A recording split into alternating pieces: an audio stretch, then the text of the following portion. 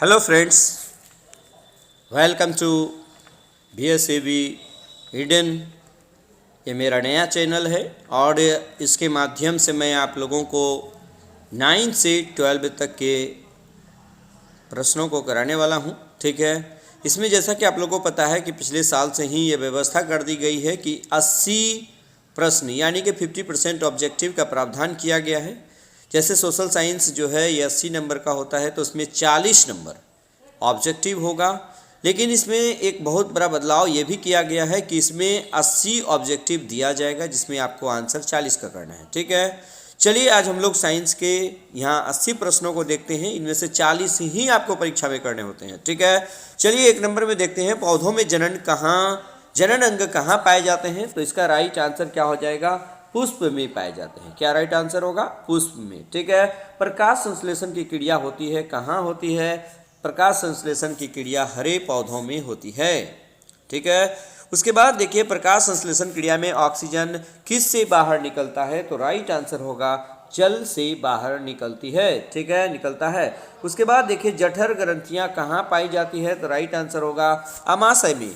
जठर ग्रंथियां कहाँ पाई जाती है? अमाशय में पाई जाती है। अगला सवाल देखिए, ग्लाइकोलिसिस की प्रक्रिया कहाँ संपन्न होती है? ये कोशिका द्रव्य में संपन्न होती है। कहाँ संपन्न होती है? कोशिका द्रव्य में। जैसे देखिएगा, इसको आप ऑब्जेक्टिव है 1 से 2 बार पढ़ लीजिएगा, निश्चित रूप से आपको याद रहेगा। ठीक है, चलिए पढ़ने और देखने में बहुत अंतर है, आप इसको देख करके अच्छी तरह से याद रख सकते हैं। ठीक है, इथाइल अल्कोहल किस प्रकार के श्वसन से बनता है? तो इसका राइट आंसर हो जाएगा अवायवीय श्वसन से बनता है। उसके बाद देखिए सबसे छोटी अंतःस्रावी ग्रंथि कौन सा है? पिट्यूटरी। आप लोग जानते हैं पिट्यूटरी को मास्टर ग्लैंड भी कहा जाता है। ठीक है, उसके बाद देखिएगा पौधों के वायवीय भागों से जल के ह्रास की क्रिया को क्या कहते हैं? वाष्पोत्सर्जन कहते हैं। घेंघा रोग पनपता है किसकी कमी से? आयोडीन की कमी से। ठीक है, और रक्त में हल्के पीले रंग के चिपचिपे द्रव को क्या कहते हैं? प्लाज्मा कहते हैं। रक्त में हल्के पीले रंग के चिपचिपे द्रव को क्या कहते हैं? प्लाज्मा कहते हैं। देखिए कम समय में अधिक से अधिक क्वेश्चन को मैं कवर करने का प्रयास करता हूं, इसलिए ऑप्शन यहां पर मैं नहीं बोलता हूं। ठीक है, चलिए इसमें देखिएगा कि रक्तचाप मापने के उपकरण को क्या कहते हैं? स्फेग्नोमैनोमीटर कहते हैं। क्या कहते हैं? स्फेग्नोमैनोमीटर। वाष्पोत्सर्जन क्रिया पाई जाती है किसमें पाई जाती है? पौधों में पाई जाती है। निम्नलिखित में से किसमें खुला परिसंचरण तंत्र पाया जाता है? इसका राइट आंसर होगा तिलचट्टा। और रक्त क्या होता है? तो तरल संयोजी उत्तक होता है। रक्त क्या होता है? तरल संयोजी उत्तक। सिर्फ उत्तक रहे तो भी मार दीजिएगा, तरल संयोजी उत्तक रहेगा तो भी मार सकते हैं आप। ठीक है, उसके बाद देखिएगा मूत्र का पीला रंग किस वर्ण के कारण होता है? इसका राइट आंसर होगा यूरोक्रोम के कारण होता है। निम्नलिखित में कौन एक उभयलिंगी जंतु है? तो केचुआ एक उभयलिंगी जंतु। केचुआ के हृदय में कितने चैम्बर पाए जाते हैं? 13 चैम्बर पाए जाते हैं। ठीक है, यूरिया रक्त में कहाँ से प्रवेश करती है? तो लीवर से प्रवेश करती है, यकृत से प्रवेश करती है। उसके बाद जैव आवर्धन प्रदर्शित करने वाला रसायन है DDT। इसका खोज डॉक्टर पॉल मूलर ने किया था। ठीक है, उसके बाद देखिए 19 नंबर का सवाल, निम्नलिखित में कौन सा एक प्राथमिक उपभोक्ता है? तो शाकाहारी जंतु जो होता है वो प्राथमिक उपभोक्ता होता है। निम्नलिखित में कौन एक भूमिगत जल का उदाहरण है? तो राइट आंसर होगा कुआं। उसके बाद देखिए अगला सवाल 21 नंबर का सवाल देखिएगा, प्राकृतिक चुनाव द्वारा जीवों का विकास क्या कहलाता है? डार्विनवाद कहलाता है। हरे पौधे कहलाते हैं, ये उत्पादक कहलाते हैं। अंडोत्सर्ग का कारण क्या होता है? FSH। ठीक है, फॉलिकल स्टिमुलेटिंग हार्मोन। उसके बाद लैंगरहैंस की द्वीपिकाएँ कहाँ पाई जाती है? तो अग्न्याशय में पाई जाती है। थायरोक्सिन हार्मोन के संश्लेषण में निम्नलिखित में किसका होना आवश्यक होता है? तो इसका राइट आंसर होगा आयोडीन का। निश्चल कणिकाएँ पाई जाती है, ये न्यूरॉन में पाई जाती है। ठीक है, उसके बाद देखिए मानव मस्तिष्क का वजन कितना होता है? 1.2 kg से 1.4 kg होता है। निकट दृष्टि दोष अथवा दूर दृष्टि दोष के निवारण हेतु प्रयुक्त लेंस द्वारा बना प्रतिबिंब वास्तविक और उल्टा होता है। उसके बाद साइड मिरर के रूप में किसका प्रयोग किया जा रहा है? उत्तल दर्पण का प्रयोग किया जा रहा है। अवतल लेंस द्वारा प्राप्त प्रतिबिंब होता है, क्या होता है? आभासी, सीधा और छोटा, यानी इनमें से सभी होता है। ऊर्जा का ऐसा ही मात्रक क्या होता है? जूल। ठीक है, आकाश का रंग नीला किसके कारण दिखाई देता है? परिकिरणन के कारण दिखाई देता है। सामान्य नेत्र के लिए स्पष्ट दृष्टि का न्यूनतम दूरी कितना होता है? 25 सेंटीमीटर।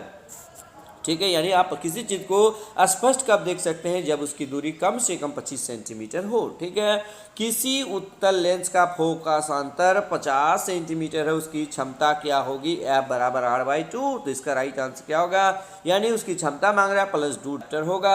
एक प्रिज्म कितनी सतहों से घिरा होता है? तो राइट आंसर होगा 5। उसके बाद अभिनेत्र लेंस की फोकस दूरी जो है, दूरी में परिवर्तन किया जा सकता है पक्षामी पेशियों द्वारा। प्रकाश के परावर्तन के कितने नियम हैं? तो 2 नियम हैं। उसके बाद फोटोग्राफी कैमरा का भी दर्शक किस चीज़ का बना होता है? तो उत्तल लेंस का बना होता है। अब 39 नंबर का सवाल देखिए, यदि एक किरण अवतल दर्पण पर लंबवत आपतित हो तो परावर्तन के बाद किरण किस बिंदु से गुजरेगा? तो राइट आंसर होगा फोकस से।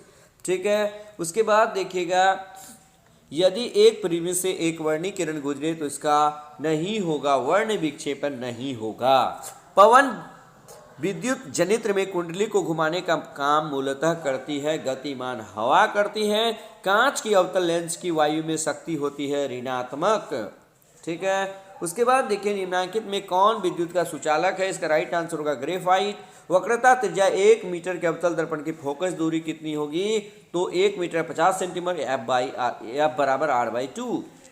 याद रखिएगा, सघन माध्यम से विरल माध्यम में जाती हुई किरण अभिलंब से क्या होगा? विचलित हो जाती है, अभिलंब से दूर चला जाता है।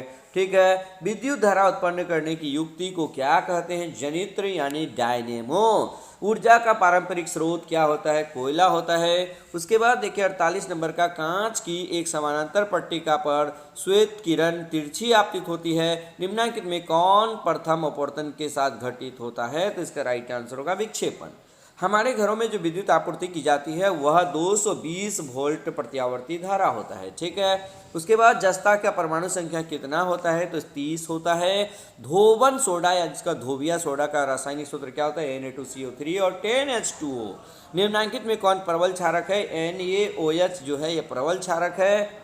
अब ये BSEB यानी कि बिहार बोर्ड का एग्जाम है, कोई कंपटीशन का नहीं। यहाँ पर क्या होता है कि जो आप पढ़ के जाइएगा वही पूछेगा, इसलिए आप बार बार प्रैक्टिस कर लीजिए, तो निश्चित रूप तो उससे आगे बिल्कुल जाने वाला नहीं है। ठीक है, चलिए अब हम लोग देखते हैं हेमाटाइट निम्नलिखित में किस धातु का अयस्क है? तो लोहे का अयस्क है। सल्फाइड अयस्क का सांद्रण निम्नलिखित में किस विधि द्वारा होता है? तो फेन उत्प्लावन विधि द्वारा होता है।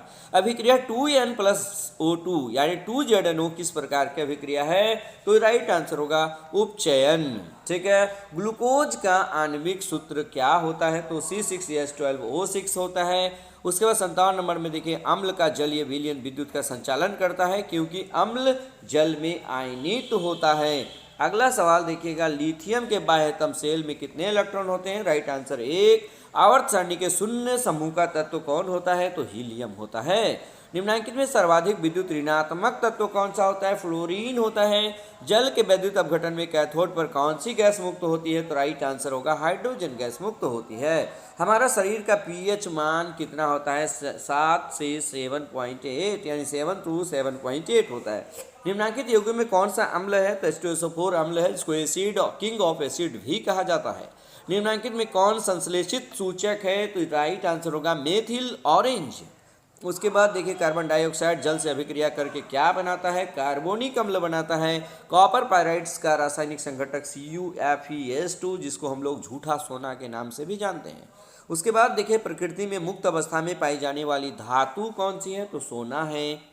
निम्नलिखित में कौन सी धातु सबसे अधिक अभिक्रियाशील है? तो इसका सबसे अधिक अभिक्रियाशील में जिंक आता है। ठीक है, चलिए उसके बाद देखिएगा, क्योंकि निम्नांकित धातु में पूछा है तो यहाँ पे जिंक होगा। किसी अधातु के बाह्यतम शेल में इलेक्ट्रॉनों की संख्या क्या हो सकती है? 4, 5, 6 और 7। ठीक है, पीतल किसका मिश्रण है? पिताजी, याद रखिएगा, जैसे देखिएगा पिताजी। ठीक है, यानी पीतल तांबा और जस्ता का मिश्रण होता है। ठीक है, उसके बाद देखिए 71 नंबर, निम्नलिखित में से कौन समावयवी है? तो एथाइल अल्कोहल और डायमेथिल ईथर ये समावयवी है। CH3OC2H5 का IUPAC नेम क्या है? Methoxy ethane. ठीक है, उसके बाद लोहे की अभिक्रिया भाप से कराने पर लोहे का कौन सा ऑक्साइड निकलता है? तो Fe3O4। ठीक है, एक तत्व की परमाणु संख्या 16 है। आवर्त सारणी में इस तत्व की वर्ग संख्या क्या होगी, तो भी 16 ही होगी। निम्नांकित में कौन सा धातु तनु सल्फ्यूरिक अम्ल के साथ अभिक्रिया नहीं करती है, तो राइट आंसर होगा कॉपर। एक मिश्र धातु में 90% Cu और 10% टीन है, इस मिश्र धातु का नाम क्या है, राइट आंसर होगा ब्रोंज यानी कि कांसा। जिंक सोडियम हाइड्रोक्साइड के साथ अभिक्रिया कर क्या बनाती है, तो H2 गैस बनाती है। ठीक है, उसके बाद देखिएगा आज का ये 78 नंबर का सवाल, निम्नांकित में कौन सी धातु वायु में उच्च ताप पर गर्म किए जाने पर ऑक्सीजन से संयोग नहीं करता है, इसका राइट आंसर होगा Ag।